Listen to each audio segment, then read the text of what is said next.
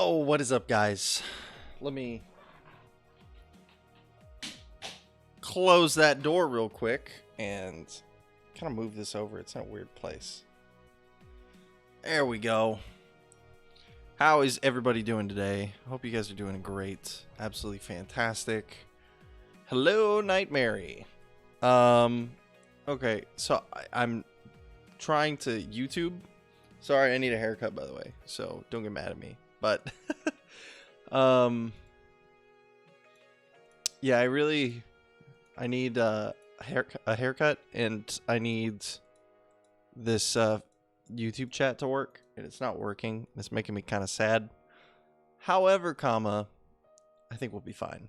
I can just do a very traditional screen capture, and then we can just use that, and we'll make it work. How we do?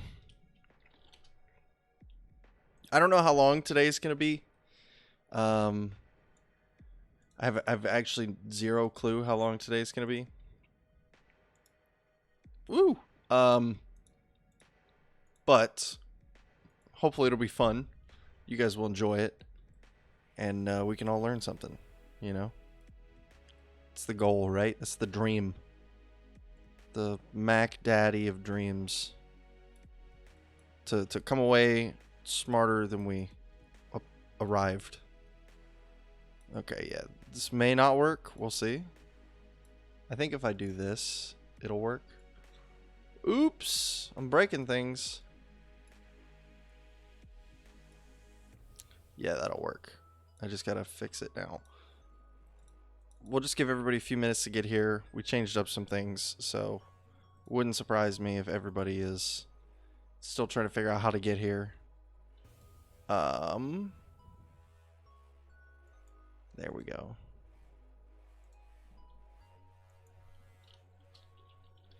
How is everybody doing tonight? Nightmare, how you doing?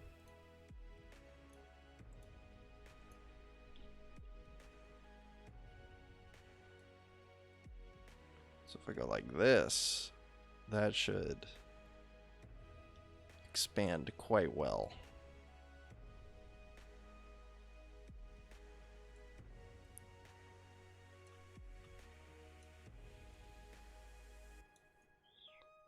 Quite well and expand, I think, are two different things in this particular context. Maybe just well. Maybe it just expanded well. I'll go ahead and move it over, though, so you guys can see the chat. Good. About to get the kids to bed. You got to change your kids' bedtime so that they don't interrupt my show. All right? You got to tell them they got to put themselves to bed. I'm just kidding. I'm just giving you a hard time. I'm not even ready. So, I expected to be back a lot earlier today. I wound up freaking buying a car. So, that didn't happen. Let's just put it that way. How am I? I am swelltastic. I think that's the best way of putting it. I had a great car buying experience. Wouldn't trade it for the world, basically. Got a car that I really wanted to get, and I think that makes things a lot easier going forward.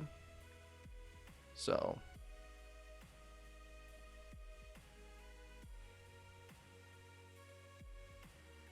I don't know if I'm gonna be able to chroma key this. It looks so whack right now.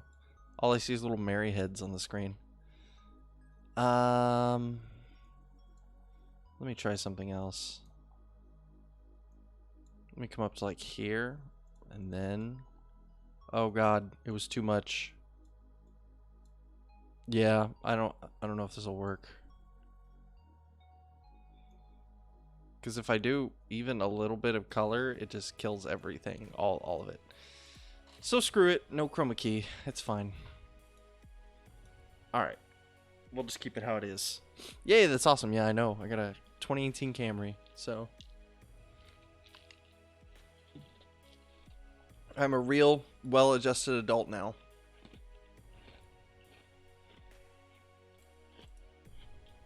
Let's see here. Let's make sure everything's working before we get started. Last thing I would hate to start all this off and then it not be working. Also, if you noticed, 1080p 60 FPS is now an option, and I believe we're streaming at like a blistering 8,000 kilobits. I have an unread notification, but that's just from something else altogether. How about this absolute banger you can probably barely hear in the background? I'm actually probably just going to keep these off. I was going to do slides, kind of like we did for healthcare, because that's kind of the structure that I want these to have. But what's going to happen is that we're just going to talk. And we're going to talk about ethics. And really what I want to focus on today is I want to focus on arguments. Because none of the rest of what we do going forward matters if we don't properly understand what arguments are. So I'm going to introduce the idea of the series, what the goal is, and we're going to use today as kind of like a primer. And next week we're going to get started with like some actual like thinking questions of like why but I'll get into all that stuff. But basically we're going to be dissecting voluntarism from the bottom up. And not just in a way that's like, why do we believe what we believe, but how do we get here? If we start with nothing, how do we build up to voluntarism? Instead of it being a, what's the word I'm looking for? Instead of it being an inherently restrictive ideology where you are like eliminating possibilities until you come up with the only conclusion that is voluntarism, how can you, through logic, start with quote-unquote nothing and work your way to voluntarism? And my dog found a plastic bag, so he's having the time of his life over there. But yeah, we'll probably get started pretty soon. I don't want to dawdle around too much. I've got a lot of stuff I need to do. Like I have to write a paper today, so I should be doing that right now, but I bought a car instead. So yeah, that's a thing. I don't know why I'm playing with this magazine. I need to put it up. I'm playing with it for no reason. So, yeah, I think we'll just go ahead and get started, see what happens. Let me turn this music off, because music is for chumps, right? I may not be as active in the chat as I am other times, but it's not because I'm ignoring you. It's because I really want to be coherent and kind of focus on what I'm saying so that it's not some kind of mess the whole time. I noticed the last time I tried to talk about something seriously, I just kind of babbled the whole time, and it was kind of obnoxious, and I hated it. So we're going to try to not do that this time. We're going to try really hard to not do that this time. Let me get out Audacity. Let me make sure I have enough space on my drive for this, because I do want this to be a podcast episode. When school calms down, I will fix the backlog of episodes that we have right now. I need to delete some stuff. Videos, all of those, bye-bye. Nope, don't complain. Oh, that one's like right now, I guess. That is also bye-bye. And these are bye-bye. Look at that. I just saved so much space right there. It's like a whole new drive. A whole new drive. A new fantastic... What the heck? We dropped frames. That's unfortunate. Oh well, this is why we do Audacity recordings. Well, one of the reasons why we do Audacity recordings. I dropped a lot of frames there for a second. I glitched out pretty hard, didn't I? It's probably all these tabs that I have open. There we go. That should fix some things. You might have seen a penguin. That was the thing on there. All right, let's see what we got here. Audacity is open. I need to empty this. Yes, empty that. Cool. Audacity's running. All right. I'm gonna clap my hands, and then we're gonna be like, choo choo choo. We're going to start talking about ethics. I don't know how long this is going to be. I'm just going to talk until um, we've talked about everything, and then we'll be done for the day. It'll kind of be like how school is supposed to be, except for hopefully not as boring.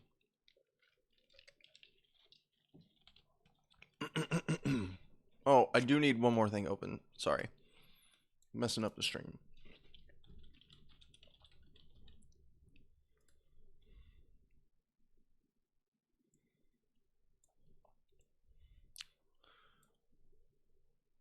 Uh,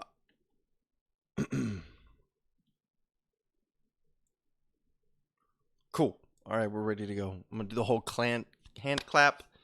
We're gonna talk about what's changed. I'm gonna turn this down just a hair right there. Yep. We're gonna talk about the nice penguin. We're gonna talk about the what the series is. Basically, I'm gonna introduce the whole idea, and then we're gonna get right into it. So, thanks for all of you who have been here while I've wasted 10 minutes of your time. How's it going, ladies and gentlemen? My name is Christian, and welcome to Liberty After Dark. After taking off a bye week, just having a little bit of a break, we do that from time to time here, but it was all for a good cause. I sort of got a bug, an itch, you might say, to take on a series. And, I haven't really done a full series per se before, but for a while there, we would focus on, say, like the Middle East for a few weeks, or we would focus on one like cops or something for a few weeks, and it just kind of naturally worked out that way based off of like current events and stuff like that.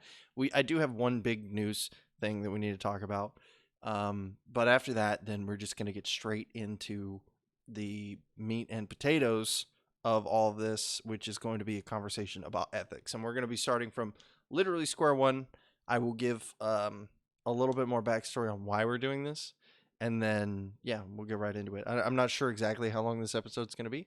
We're just going to kind of talk until everything's been talked about. But today is going to be more of a primer for the weeks to come. I'm not certain how long this will be. This could be something that we kind of off and on pursue, depending on what's going on.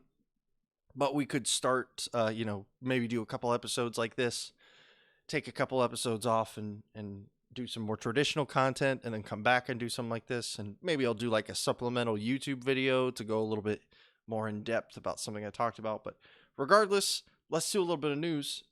Kim Jong-un is allegedly dead. This is pretty breaking stuff.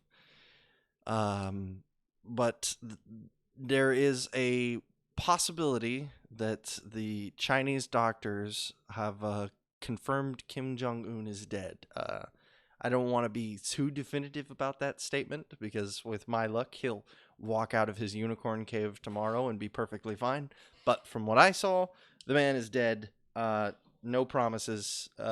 He could be alive, but just wanted you guys to know.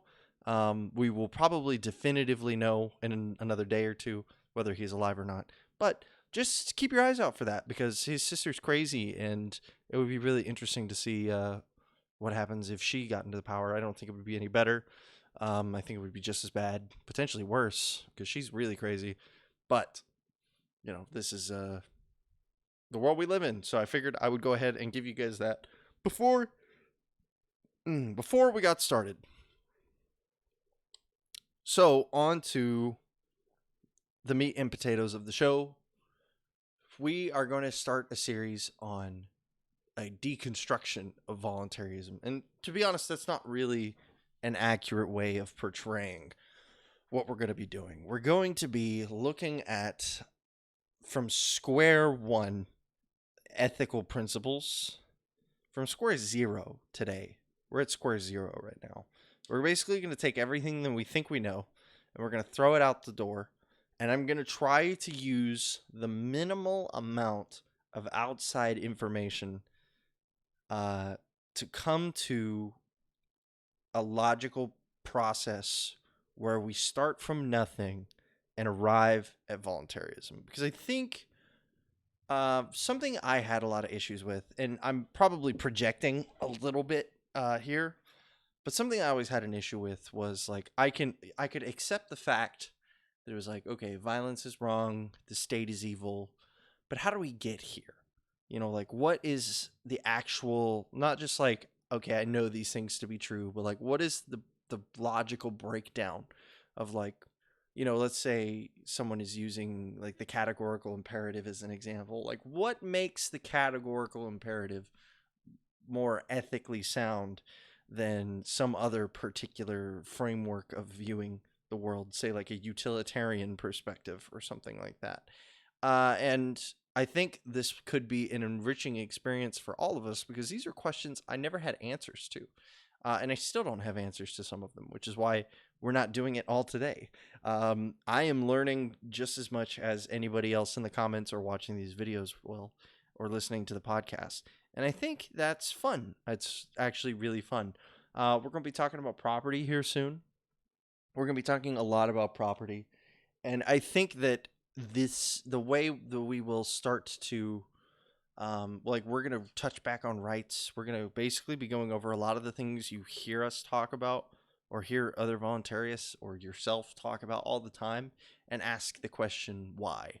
Like, why is this something we believe? Not just because we think it's right or people had really convincing arguments. Why are those arguments not convincing or are convincing, and are or are not convincing, I suppose.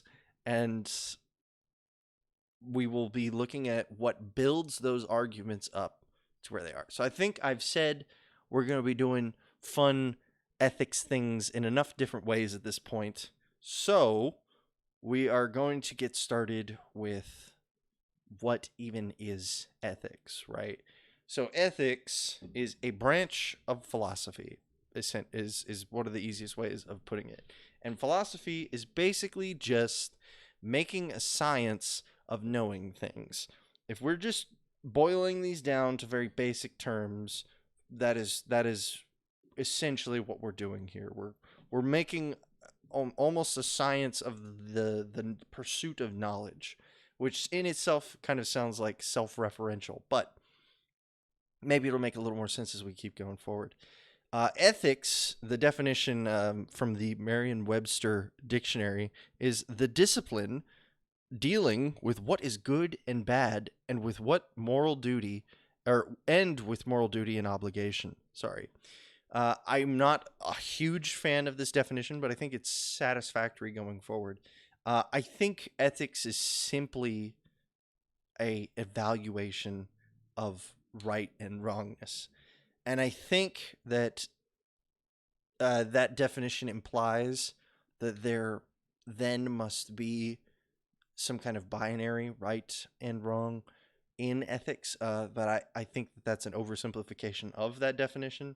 I'm sure there's some issue with it that someone could point out, but I think it makes for an easily understandable, like, what are we actually doing when we talk about ethics? Like, I think this whole, like, oh, well, we're looking at like moral duty and obligation, like those, that seems redundant almost. If you're just dealing with what is right and what is wrong, moral duty and obligation are just another part of what is right and what is wrong. If you have a moral duty to do something, that would mean that, well, we'll be getting into a lot more of this stuff, so I don't want to bog down too hard. I really wanted to use today to focus on arguments. And I think this is going to be something that I mess up all the time. But it is very important to understand when someone is making an argument and when they're not. And there's two pieces really of this that are extremely fundamental, and one is more esoteric, right? And we're talking about validity and soundness. So I had some examples that I was going to use to demonstrate validity and soundness in modern terms that people could understand. So to give you an example of a claim that is both valid and sound before we get going, we will say the classic. All men are mortal. Socrates is a man. Therefore, Socrates is immortal. Mortal, not immortal. And that is a very sound and valid argument. Well, what does that even mean?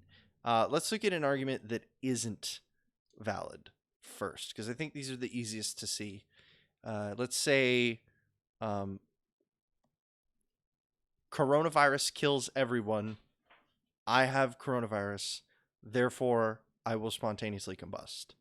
Uh, for a argument to not be valid, it logically does not fulfill its own requirements, right?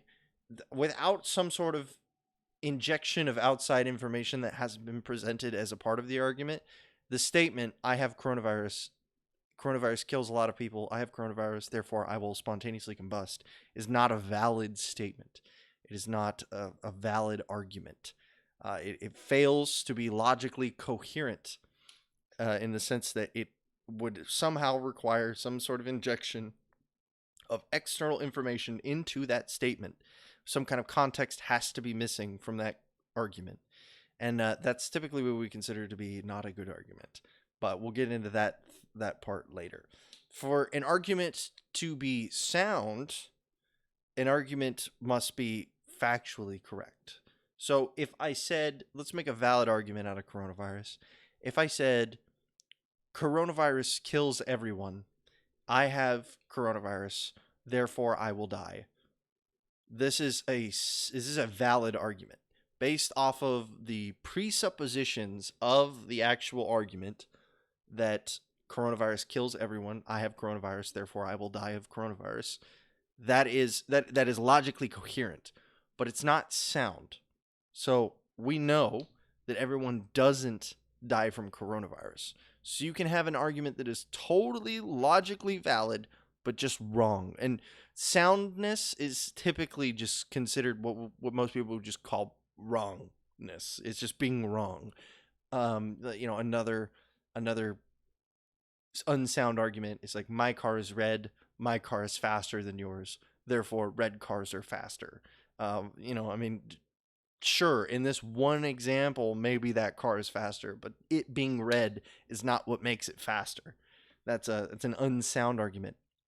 And you can have an argument that is both valid and sound, but not good, right? And this is the third spectrum of arguments. Once you have made a sound and valid argument, it then has to be a good argument. So let's do a sound and valid argument. Coronavirus kills coronavirus kills people. Quarantines will slow the spread of coronavirus. Therefore, we must shut down the entire country to save people. This is an example of a sound and valid argument that is not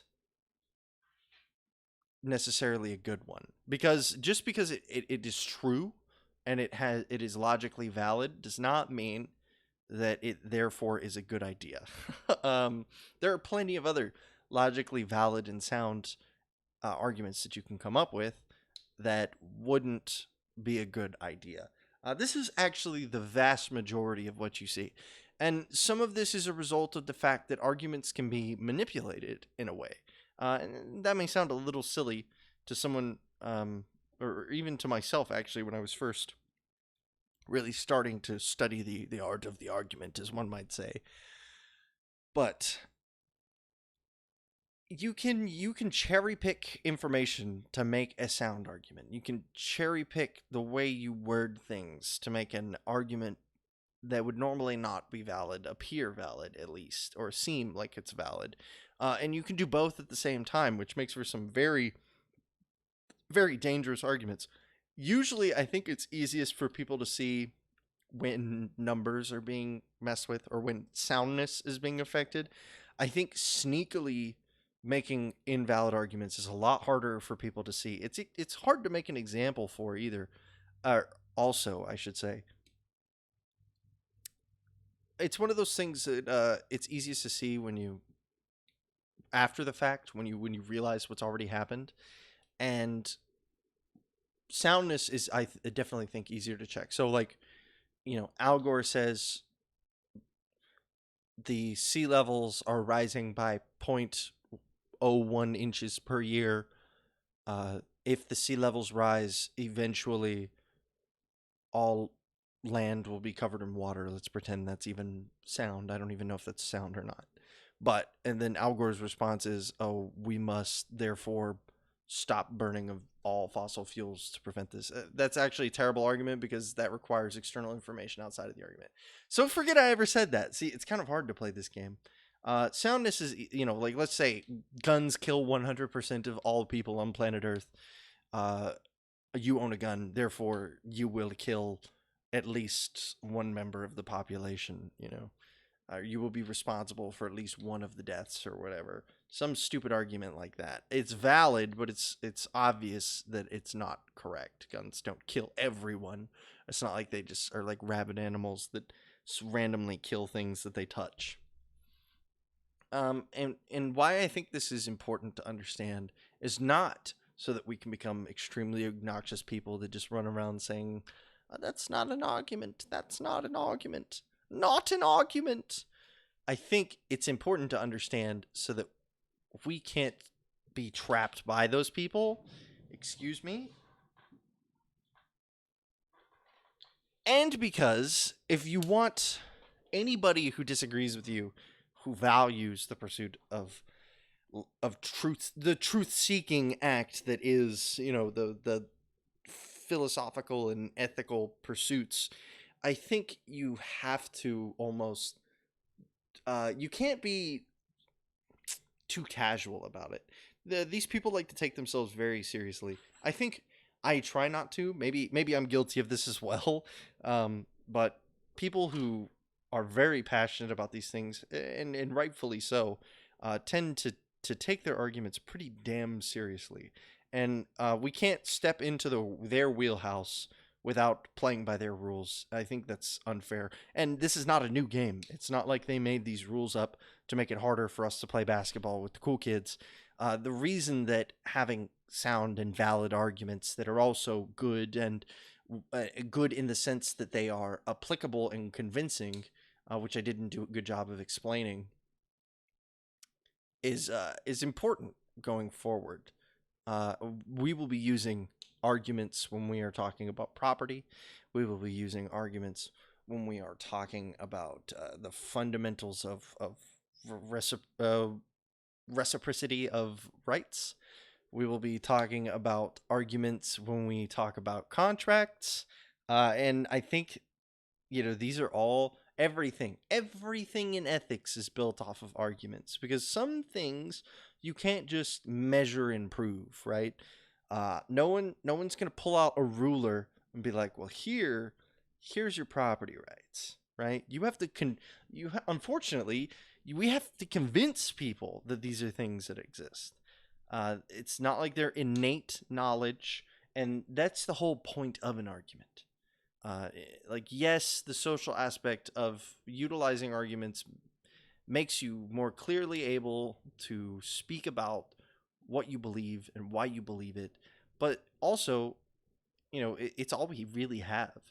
And again, I don't want this to come off as me saying, like, you have to be like, in a casual conversation with your friends, oh, that's not an argument, but you should, I think, if especially from someone coming from the inside out of voluntarism, I think it's important that we always hold that standard whether someone else does, especially if we're trying to push our beliefs to people who may push against them. It doesn't help anyone to come very casually at someone who is interested in hearing the finer points of an argument. And, I am over the whole Facebook wars where I just, you just yell at people on the keyboard and no one's actually talking to each other, and it's all just, oh, look at this graph, oh, you fake news, and all that crap.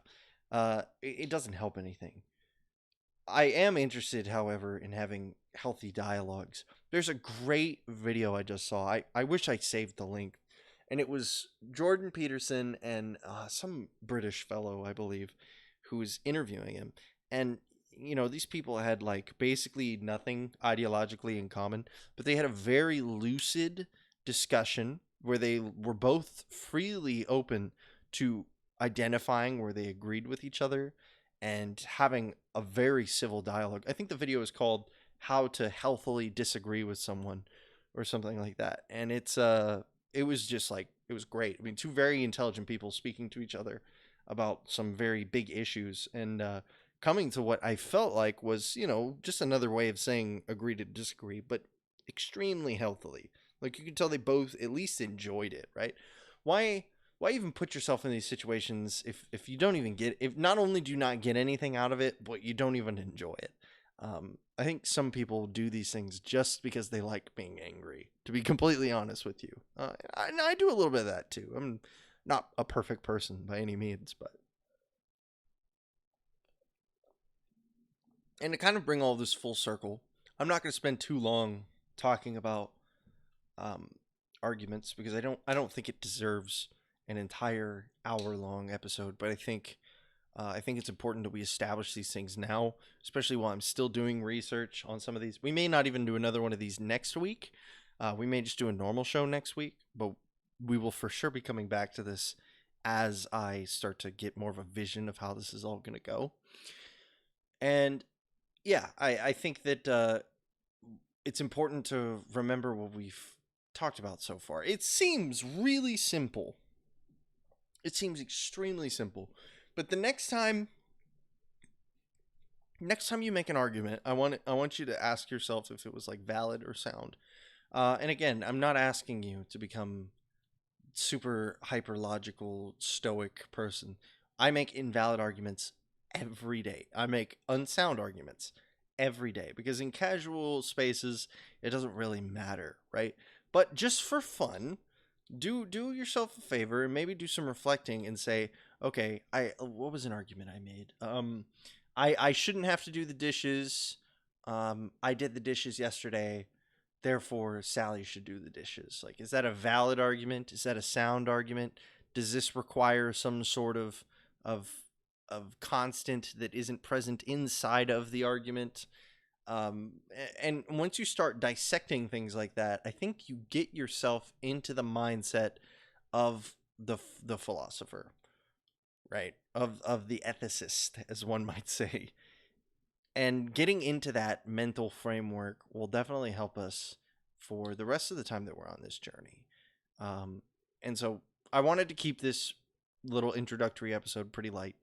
Um, do just keep this in your mind the next time that we are talking about something, and maybe I'll make an invalid or unsound argument. Maybe you'll make one. Maybe someone I'm talking to will make one, and just start kind of training your brain to see these things in the way you live, in the way you argue, in the way other people do, and again, not to judge, but to learn. Right? I think that's very useful. It's something I've been doing a lot of lately. I mean, I think don't even know how many times I've corrected myself in this one episode for making an unsound or invalid argument or invalid argument. And yeah, I think going forward, this will be a good framework for us to set up. So just to quickly recap, ethics is the pursuit of truth seeking, is in terms of the rightness or wrongness of certain actions. Specific actions, I would even say.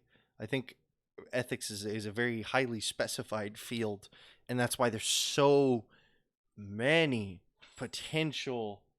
My dog just freaked out on his little bag. He's sleeping on a plastic bag. So many potential hypotheticals when it comes to ethics, because ethics is specifically tailored. It's very, very rare that you have one very specific argument that you can just constantly point to without having to kind of mull through it. Even like we talk about the nap all the time.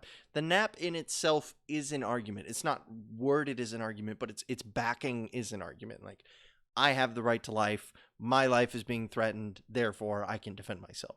That is the argument of the nap, which requires external information, which is one of the reasons why it's so difficult for people who haven't spent any time studying the nap to understand the nap. And I think this is important too. Our brains are wired to very easily understand self-contained arguments. Very easy to understand that. You can say, I have the right to life, my life is being threatened, therefore this can be a valid statement, but it's missing context. Why do you have the right to life? Um, and I almost have this dream that, like, how physicists had this dream of like the universal, like the theory of everything, and it's like the little line that's like, oh yep, this is all of it right here, this is the equation for all of it.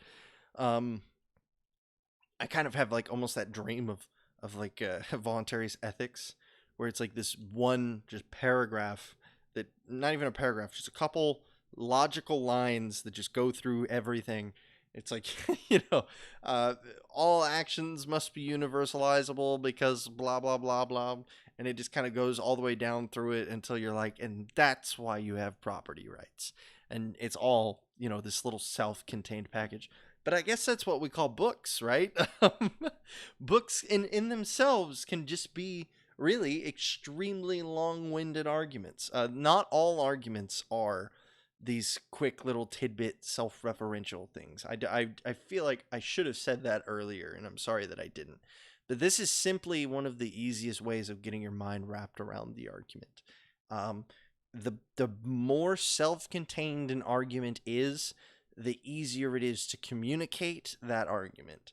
Once you start getting into, external information and stuff like that, you have to have a lot of subtext to set up your argument. This is why you see a lot of terms, definitions in philosophy. It is really important to define your terms, because once the terms are defined, a lot of the external information required to make these arguments is already done. So, like, if we define, I don't know, let's pick something stupid. I define a cup as a vessel that holds water. I don't have to explain, like, oh, this vessel that holds water. I can just say cup. I can just say cup. Or, if I could say, like, a car is a vehicle of transport, like, when we agree that a car means a vehicle of transportation with more than two wheels that goes forward and can carry people. And, if we disagreed on that, that would be an issue, because that would mean the argument that I would be making with my definition of car, whatever stupid argument I would be making that would require that to be defined, is going to be difficult for that person to accept, because they come in with a different set of information. So if you've ever wondered why philosophers or ethicists or any of these people argue about terms a lot, it's because terms essentially become the arguments. If you can't agree on a definition of property, it doesn't matter what your argument is, because you're both saying different things. If I think property means pizza party, and you think property means something that you own or is a part of, yourself, what is the phrase? Your personhood as your property. With that was self-referential, so that was terrible. But something you own. Let's just say that's your definition of property. Then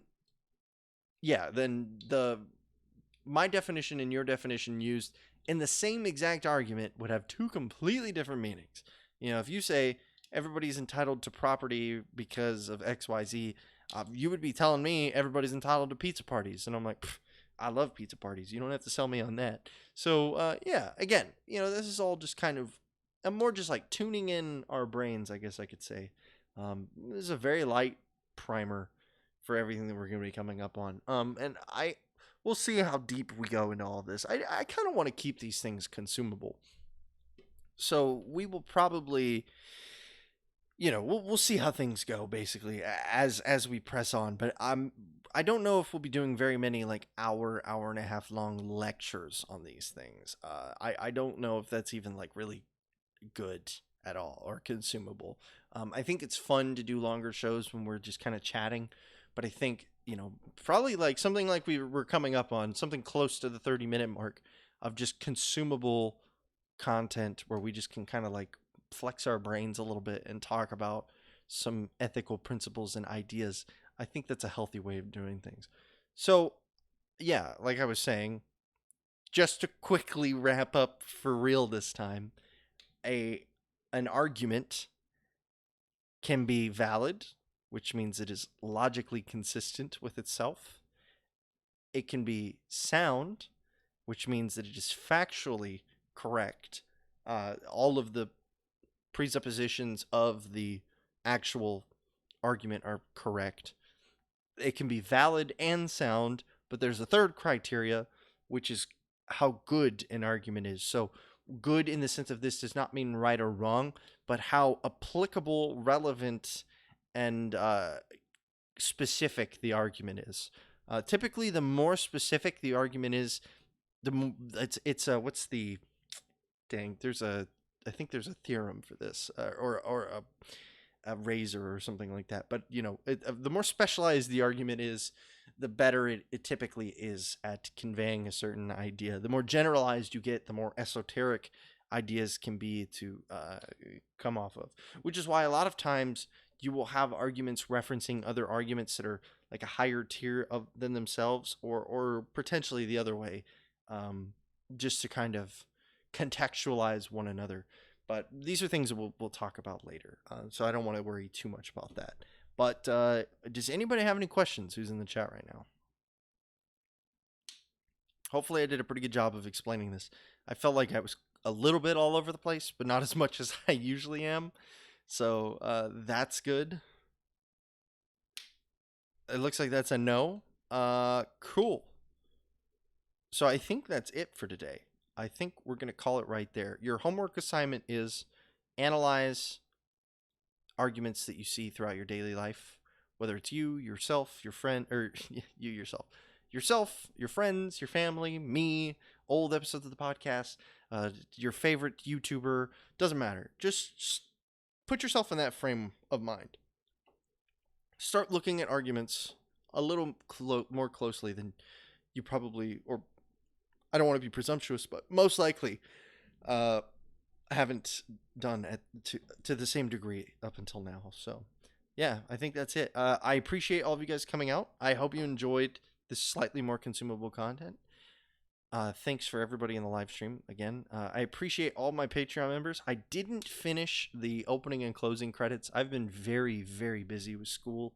Finals are coming up, and I have all of the tests for the end of the semester coming up now. And I still have like 4 more math tests, and we've got like a week and a half left of school. So it's been kind of crazy, and I am gonna have summer classes, so it's not gonna stop, but it won't be as bad. I think it'll be roughly the same as it was before, so I'll have more time to focus on these things. But again, appreciate you guys. We have a Facebook page, check it out. I post updates there. More importantly, we have the community group if you want to get slightly more involved.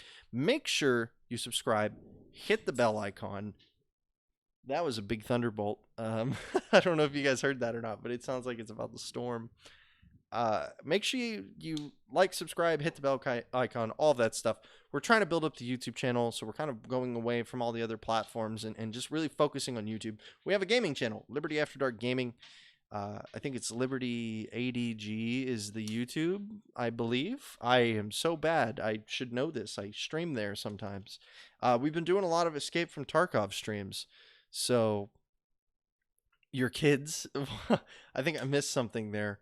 Are you talking about arguments? That would be very funny, honestly. But yeah, it's Liberty AD Gaming is the gaming channel. If you want to go check that out. Honestly, that one I just kind of do for fun. I figured I would. Yeah, your kids, lots of arguing. Exactly. Maybe your kids, one of your older kids could really gain something from this. Who knows? Just something to think about. But yeah, I think that's it, guys. We have a Patreon. Throw me $1. We're getting so close to the breaking even club. That's really my goal, especially, now that I'm kind of out on my own and doing my own thing. I would like to break even on this. That would be the best. But yeah, thank you to everybody who is in the Patreon. I will get those ending title screens and stuff like that done with y'all's names on them. I should have done that a long time ago, but it will get done. It'll probably be ready for the next episode, and if it's not, I'm sorry. It'll be ready for the one after that, I promise. All right, that's all I've got. You guys take it easy. Hope you enjoyed. Bye.